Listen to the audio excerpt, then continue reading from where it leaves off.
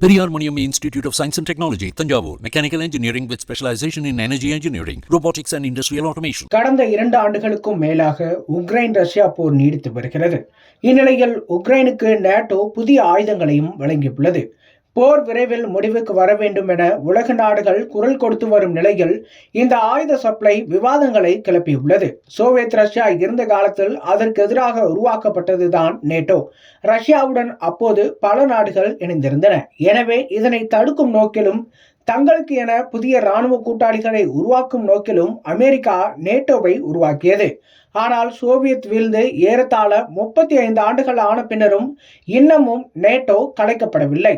அதே போல முன்னாள் சோவியத் நாடுகளை நேட்டோ தன்னுள் இழுத்து வருகிறது. இது ரஷ்யாவிற்கு பெரும் அச்சுறுத்தலை உருவாக்கிவிட்டது.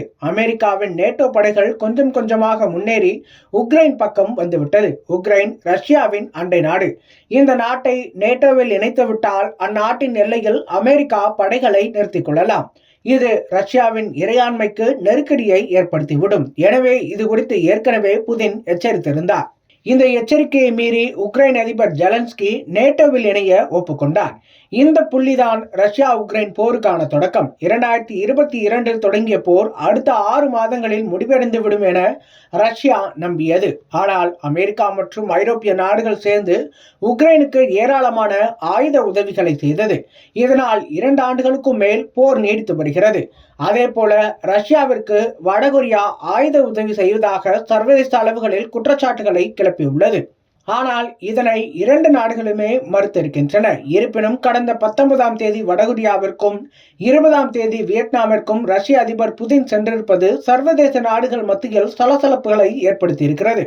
சூழல் இப்படி இருக்கையில் தற்போது உக்ரைனுக்கு அதிநவீன பாதுகாப்பு ஆயுதங்களை நேட்டோ நாடுகள் கொடுக்க முன்வந்துள்ளன.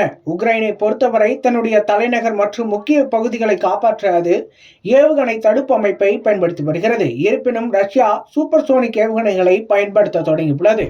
இந்த வகை ஏவுகணைகளின் தாக்குதலை தடுப்பது சற்று சிரமம். எனவே இது தொடர்பாக நேட்டோ நாடுகளிடம் உக்ரைன் உதவியை கோரியிருந்தது.